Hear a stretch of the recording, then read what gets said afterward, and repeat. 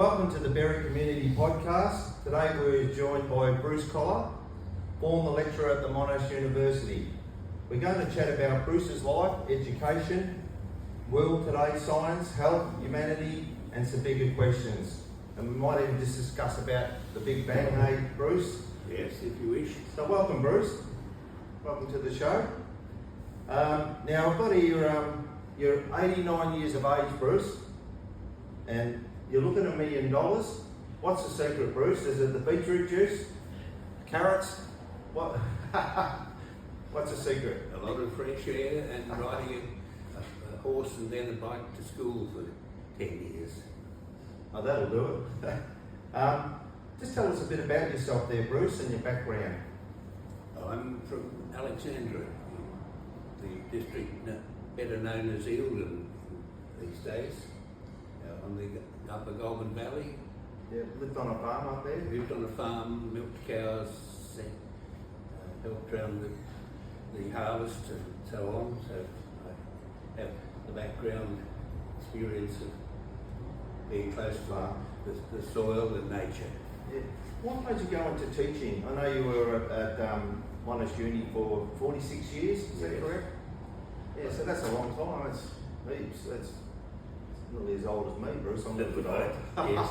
Well, it really began because I had an older brother and a younger brother, and there wasn't room for me on the farm. Oh, so you had to go. Yeah. The smart one. Right? Yes. They could see I had prospects. My girl cousins said I'd swallowed. One said I'd swallowed the dictionary, and the other one called me professor. Well, you're definitely one of the smartest blokes I know. So what subjects did you, I know you got into chemistry and environment. What drew you into that subjects? Well, initially I was channeled toward becoming a pharmacist, a pharmaceutical chemist in my hometown, doing an apprenticeship. But during my 2 years of boarding school, which I had to do because my school at Alexandra ran out at year 10, I got interested in the structures of atoms. So I was learning chemistry and physics and mathematics and of course English at the school, and then I did so well in the matriculation examinations, it was called in those days. I was recommended, advised, encouraged to go to the university, and Mr. Menzies had created the Commonwealth Scholarships to keep the universities up to the numbers they had in the immediate post-war time with the returned soldiers going to uni. So that was where my good luck came to it not costing all that much for me to be able to live in a hostel for 3 years to get a degree, while still being able to work on the farm in November and December to help with the harvest. Okay, doing the farm work and teaching. Did you ever meet Mr. Monash himself? No, but I did meet in Berwick itself a friend of Mr. Monash. Oh, okay, yeah. Sir John, that was Mrs. Lily Byer, who was the greatest scion of the Liberal Party, and used to. The Liberal Party doesn't have this anymore. There were women at home who had tea parties for their friends, and Lily told me that she had invited a young man, very tall young man, that wasn't long back from Oxford, named Malcolm. Oh, okay. Yeah. And so she supported his entry into politics, and he became Prime Minister immediately after Gough Whitlam. And that was a meeting in Berwick itself. Oh, okay. Now, we were talking yesterday, 46 years as a university lecturer.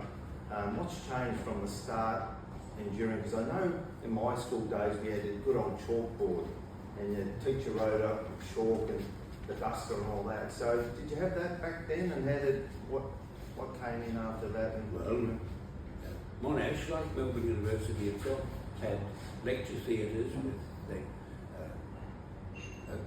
for the science, a lecture bench, as well as a board that rotated. That is, when you could pull it up until the writing you put on first came round again. Then you had to start using the duster.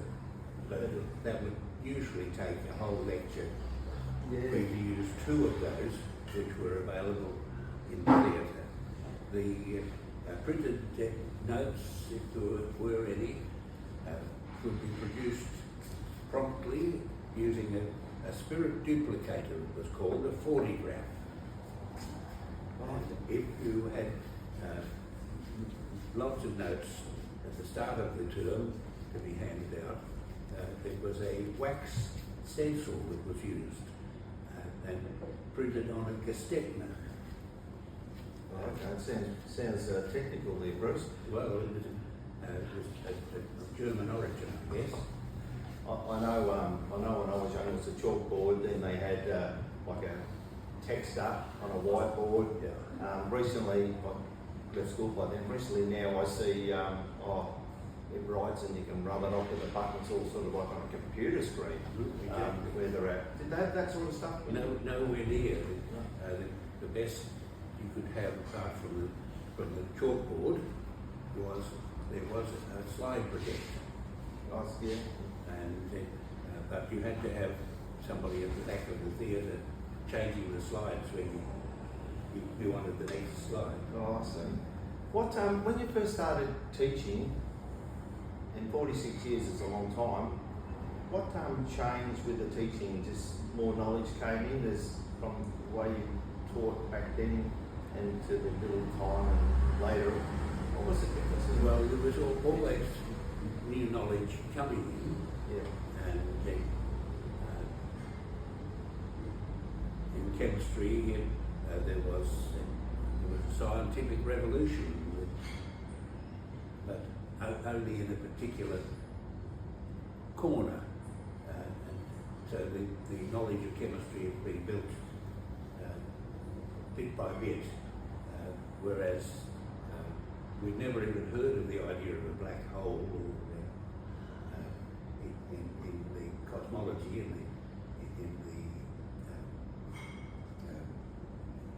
the universe. Yeah. So,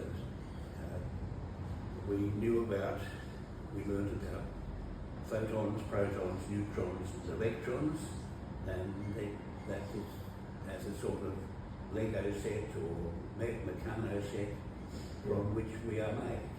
Okay, yes. So, did you learn about the black hole during the Monash days, 46 years, and then? About the end of that time, around 2000, we started to hear about black holes and dark energy and dark matter. I think when they discovered the black hole, that changed the mindset about the universe, and there's this hole, we're going to get sucked into it and all that sort of stuff. And we've learned how the atoms of carbon, nitrogen, oxygen and hydrogen from which we're made, they were formed in the supernovae when stars die. Okay. But the sun is not a big enough star to become a supernova and die. It will go out not with a bang but with a whimper. It's funny enough, talk about shooting stars. I only just worked out, I always thought a shooting star was alive, if that's the right word, as shooting, but it's actually a dying star. Yes. And yeah, I just found that out, Bruce. You knew that 80 years ago. I should have gone to your class. You went to the wrong school, Bruce. You should have had my mum. Oh, I should have had your mum teaching me. Yes.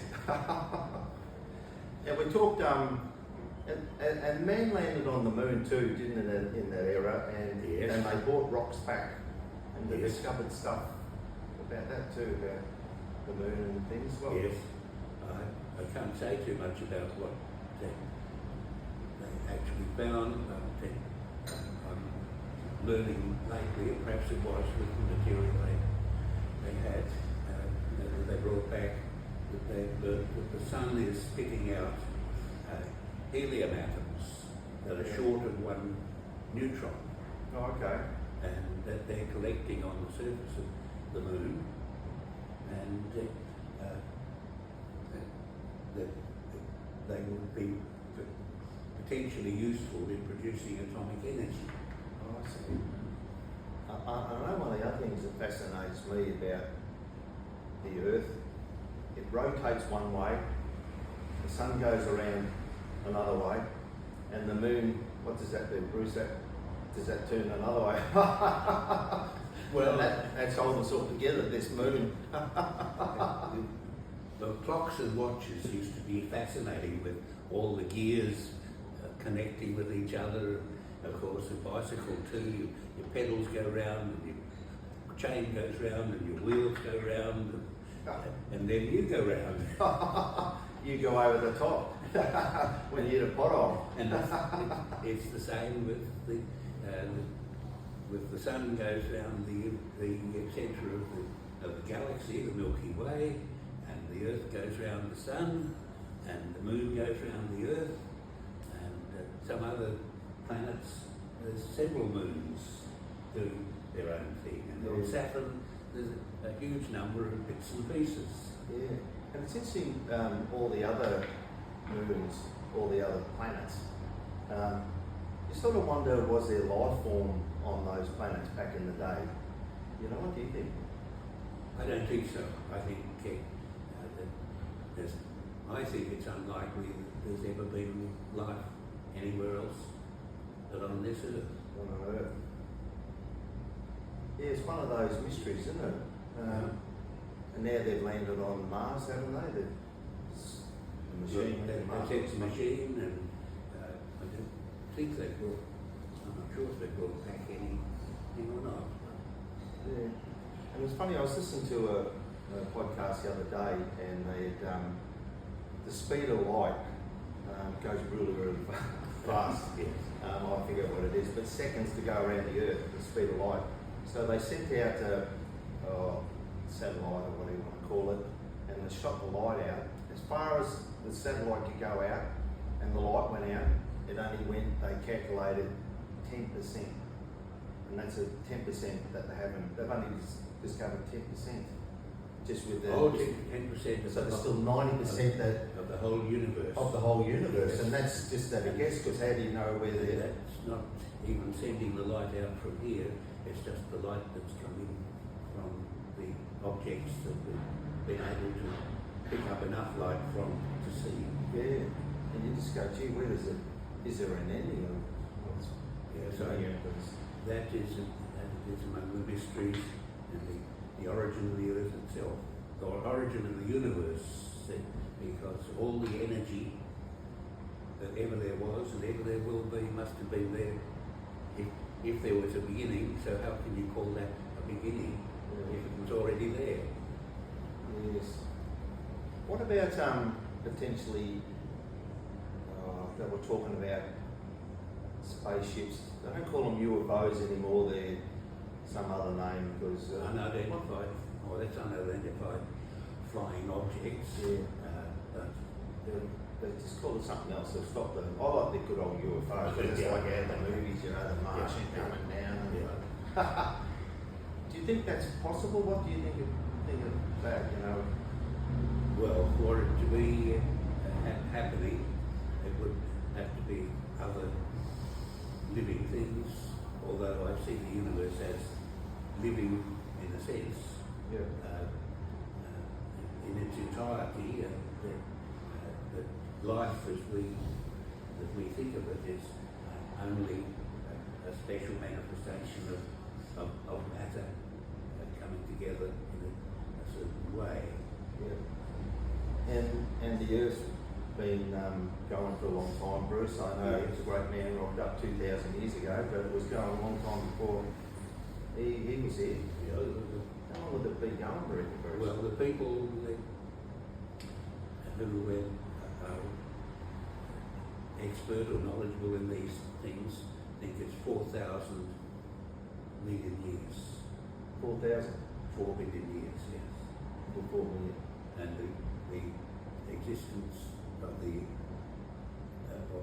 time of the Big Bang, if it wasn't just a big bounce, was 13.8 billion years. So what do you think, how did the Big Bang, how did this all start, the universe? I said the Big Bang, tell us about that.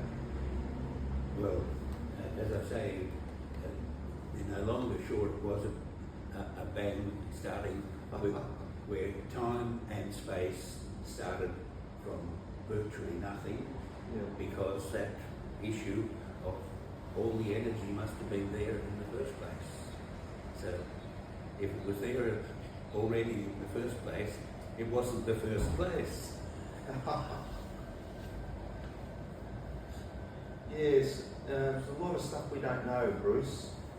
You know a lot more than most people, but there's a lot still to be learned. It's a wonderful mystery.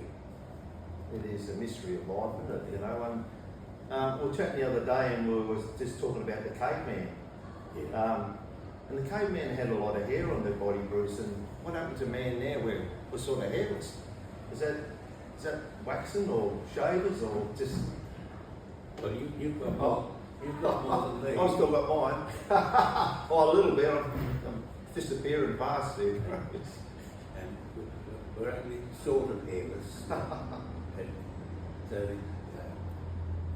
the humans, the men have 2% less DNA than the women. And that told us the difference between a human and a chimpanzee. 2% 2%. DNA. Yeah, because we say we came back from the Homo sapiens, is that correct? Yeah, well, we are called the Homo sapiens sapiens.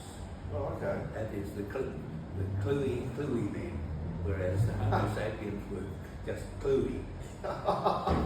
And so we've had the development of knowledge since we learned to extract metals and make swords. Yeah. We weren't all that sensible to start wars and fighting, but we've built from the Iron Age, or the Bronze Age first, and the Iron Age after the time when we worked just with sticks and stones. Yeah. It's interesting when you think of breakthroughs. What have we had? We've got internet, phones, the technology in this day and age, but back then you had the fire. Man created fire or discovered it. That changed a lot of things. Bruce, what do you think about that fire? When the first year I taught at Monash, I had to give 12 lectures to Bachelor of Arts students. Yeah. Science for Arts, that was called. And I studied some books, especially that would suit them. And I said 28,000 years ago was when fire was discovered for cooking. Oh, 28,000 years ago. In China, at a place called Chukutien. Okay. But I think the Australian Aborigines beat them to it by quite a 28,000 in one day. Few thousand years. Beat it by one day, Yeah. Bruce. So that changed a lot, didn't it? The fire, and then we had the wheel. I think big sort of discoveries with the human race, fire, and then the wheel. So, geez, what happened there when the wheel? Who discovered that one, Bruce? Well, the wheel brought the chariots, and the horses were being bred then. The Hittites made sure that the Egyptians couldn't get any mares. They could sell them stallions, Nice, the horses, but no mares to be able to breed. bring their own good horses for the chariots. Yeah. So you mentioned the wheel when you discover the wheel, like transport, Yeah. things like that. That was a big breakthrough. Well, I think the lever was important when you could use a stick to get it, move a rock. Yeah. And when you said that, Bruce, I was thinking of the pyramids. There's still a lot of mystery surrounding the pyramids. Absolutely. What's your knowledge on that, Bruce? What do you think? I'm not. And aliens made that? I don't believe in aliens, but I've been running a U3A class in practical philosophy, and we got back to Socrates and Plato and Aristotle, and then I realised that there were philosophers before them. Yes. Like Pythagoras and Archimedes. Oh, okay. And my father told me that he always used 4, 5, 6, no, 3, 4, 5, 3, 4, 5 triangle to build gates to get a perfect right angle. Oh, okay, yeah. On all 4 corners of the gate. That's what Pythagoras realised, but turned it into mathematics and philosophy. Then Archimedes, he realised he was given the task of deciding whether the king's new crown really contained gold or whether it was partly lead or something. And perhaps it was gold and copper. But he realised that he could test whether it floated or sank, whether it was the real deal or not. And this, if this is true, then the practical philosophers were doing science as our indigenous people might have been doing too, before ever Socrates or Plato was born. Oh, okay. Gee, it's amazing, isn't it? Wheels and leverage, I mean, that's how we get back to the pyramids. That's only way I built, like that could have been built Yes. by man. So that's an amazing structure. And lots of manpower. A lot of manpower there, a lot of muscle, Bruce. Yes, now you're pretty well knowledged in viruses, and we had the COVID. Fast forward to 5 years ago, COVID. Then we got Ebola flaring up, and we've got this new one, Hantas virus. Tell us about that, Bruce. Well, all I know about it is what I heard from the news, really. But I know about viruses. Yep. So the hantavirus is deadly if you get it, but hopefully it seems as if it might be relatively difficult to get. Yeah. But if you're cooped up on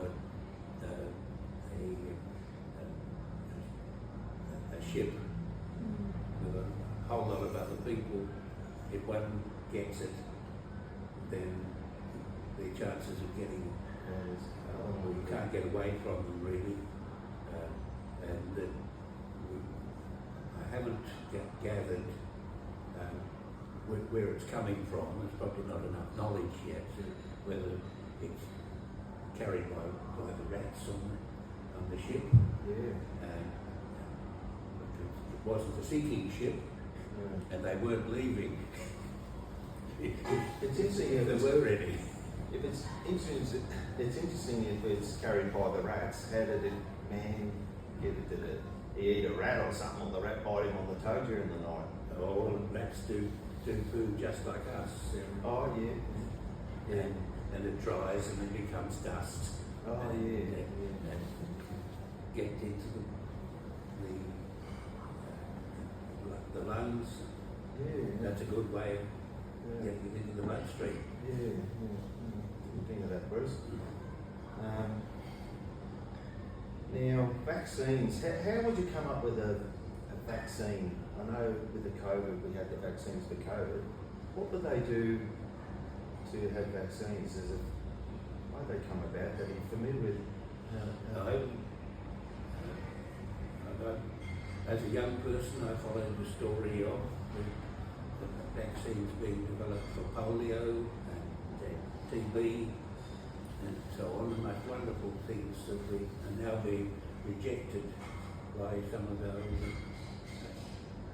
not people who think that vaccines aren't good for us, but it takes a lot of science, a lot of patience, a lot of growing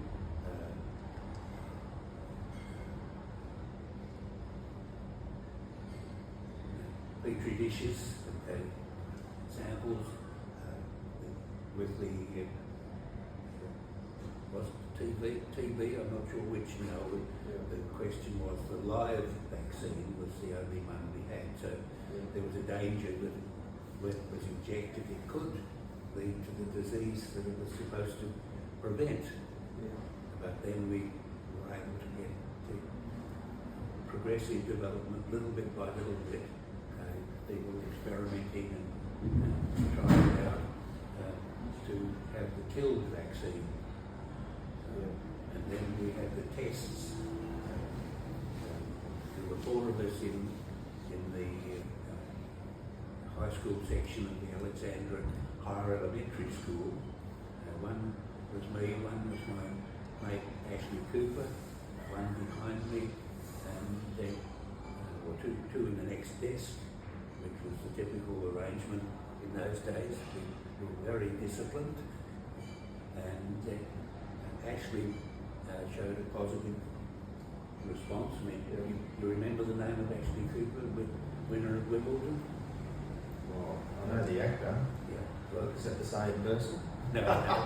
There's another one who was known as Lord Salisbury and Lord Shaftesbury, the great good man in Britain too. But no, Ashley Cooper went on from being in the Alexandra class to win Wimbledon and then become the leading tennis player in Australia and chief of, I think, of developing the tennis centre. Oh, okay. But the one behind him was the son of the fruiterer, and I've never seen him again because it wasn't good news for the fruiterer to have a son with TB. And then myself and my other mate didn't show a positive reaction to the Man-2 test, as it was called. Oh, I see. Well, these vaccines of polio, I mean, it's pretty well. We still floating around, but got on top of that one. There's what's the latest one with the girls? That's cervical cancer, is that? Cervical cancer. Yes. That's one come out, and then COVID's a lot of people passed away and vaccines. Yes. And there's a lot of sort of controversy that save a lot of people, I believe, but then there's other ones that cause some health issues. I know a friend in particular had COVID vaccine and next to him had heart issues. I'm not saying it was the vaccine, but then went to hospital. Yeah. There have been worries that people did have those things, but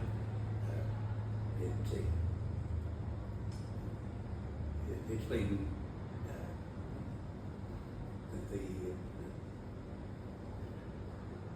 the disease has been controlled effectively by the vaccinations, and you don't want to be the person who is the unusual one that suffered as a result.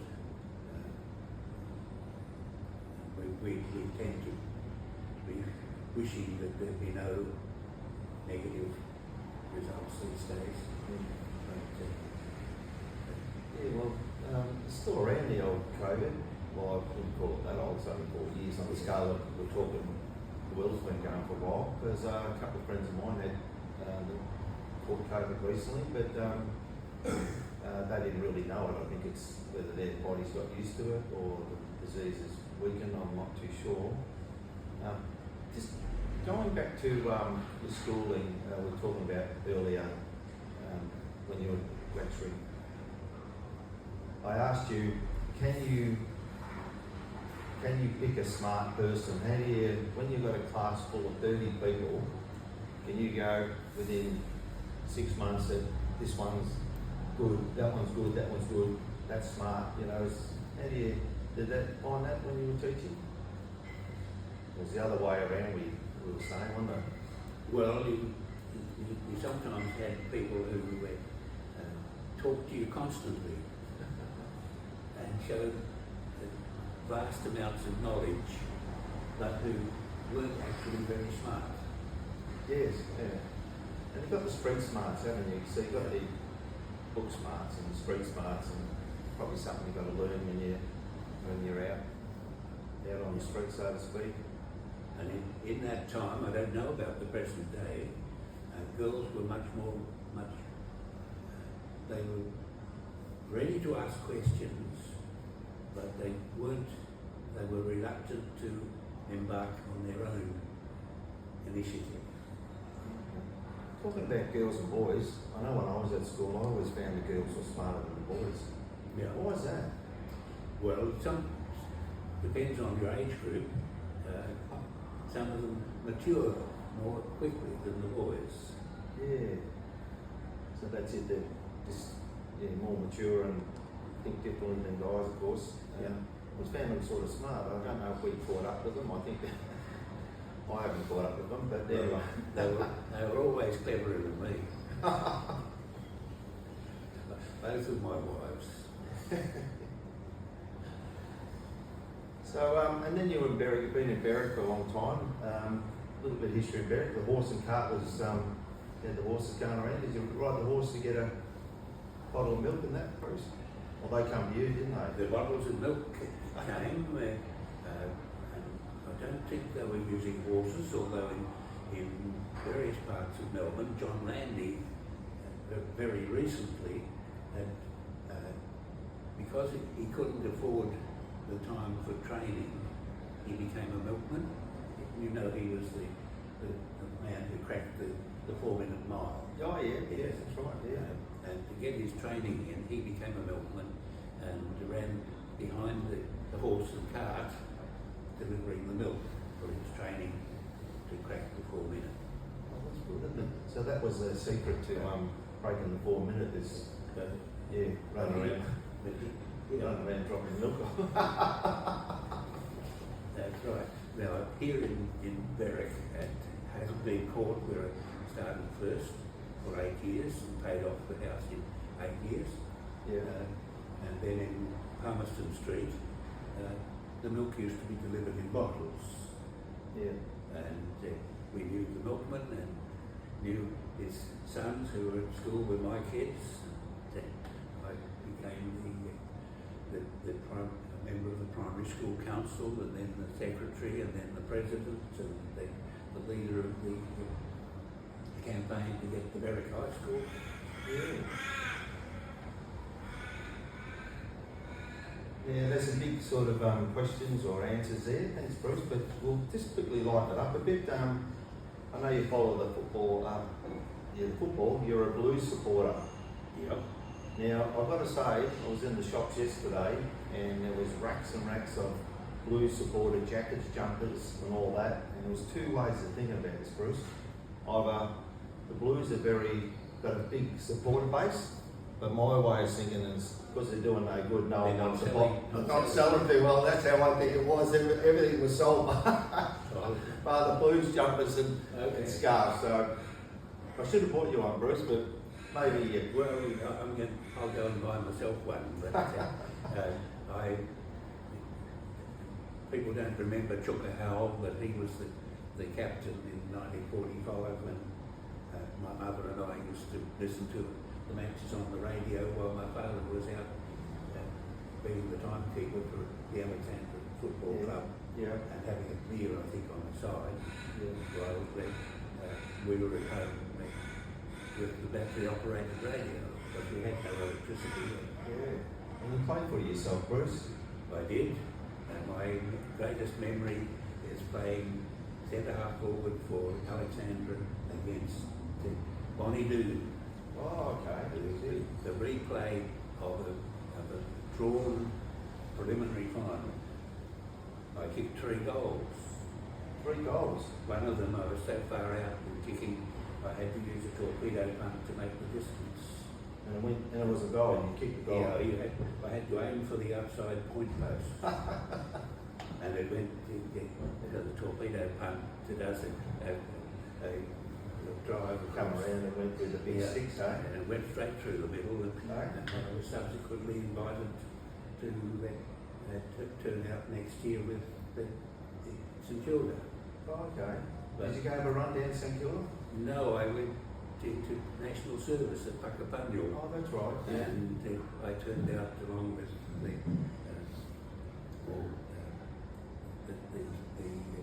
the Melbourne player running on the roads, and I got shin splints and couldn't go anymore.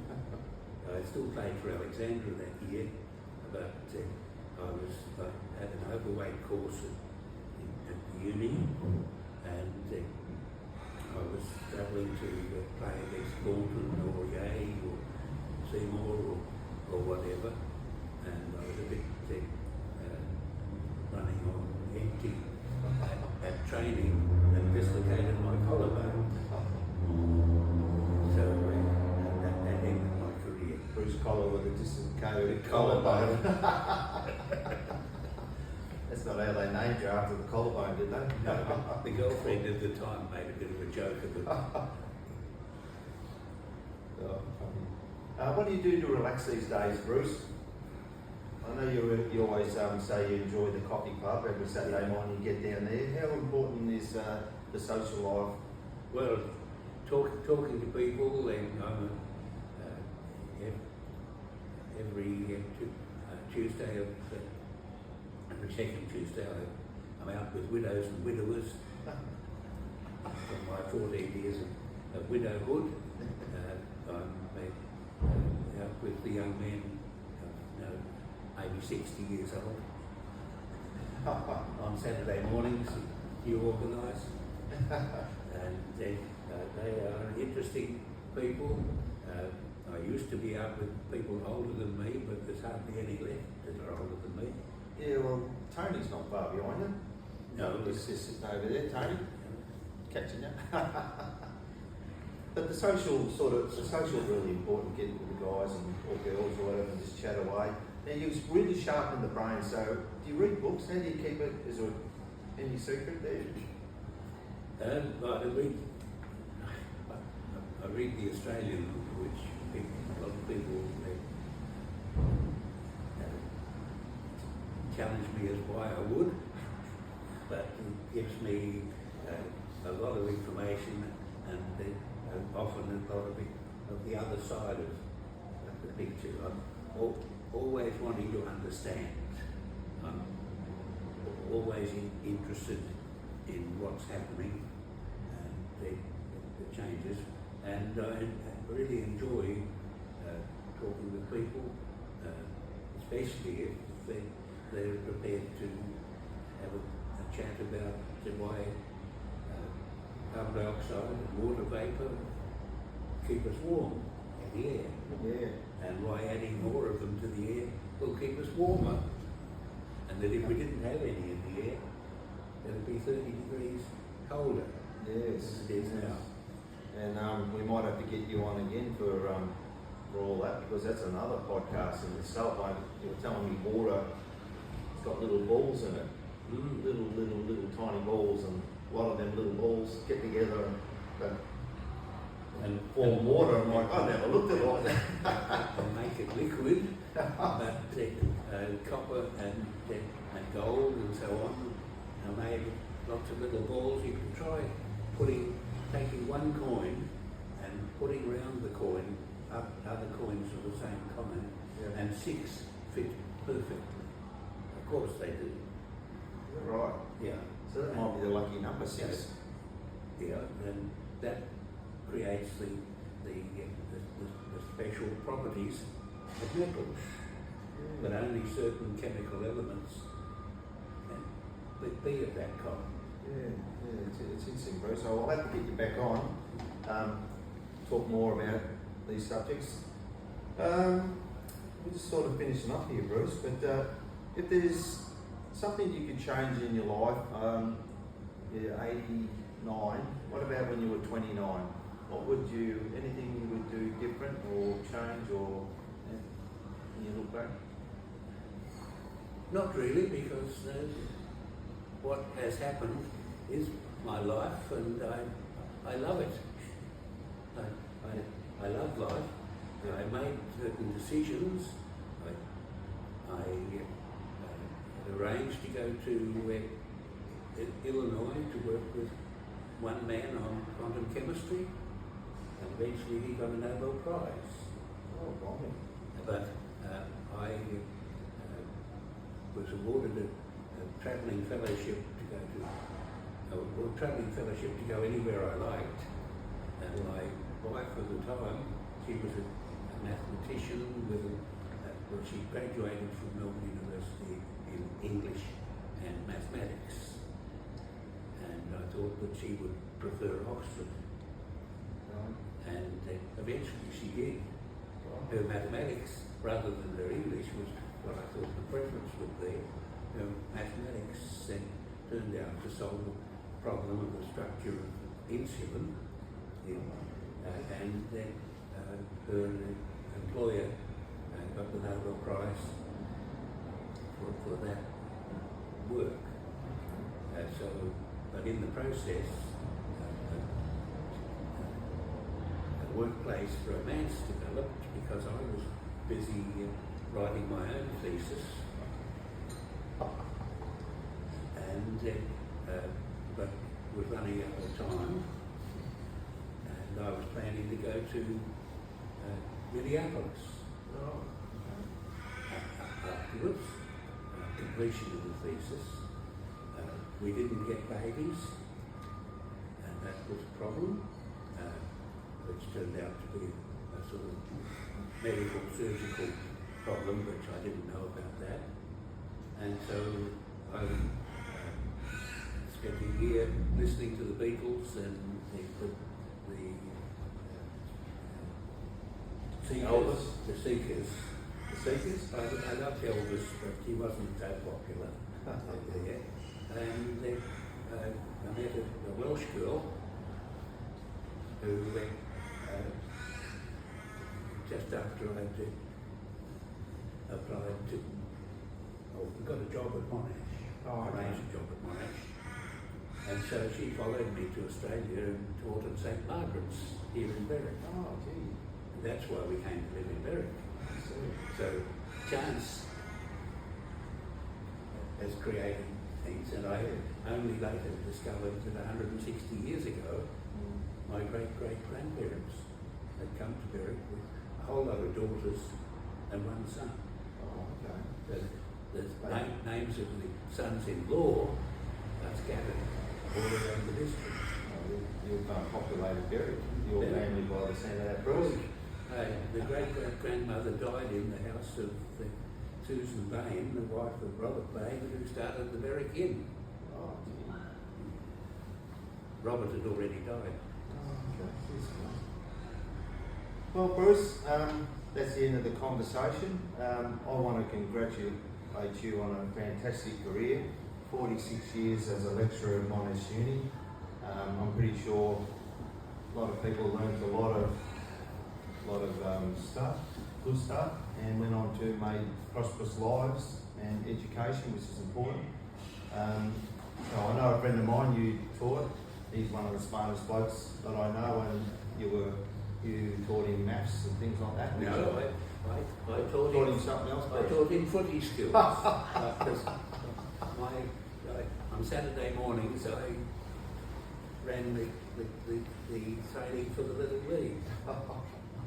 Geez, it's not just a pretty base, you teach footy and everything.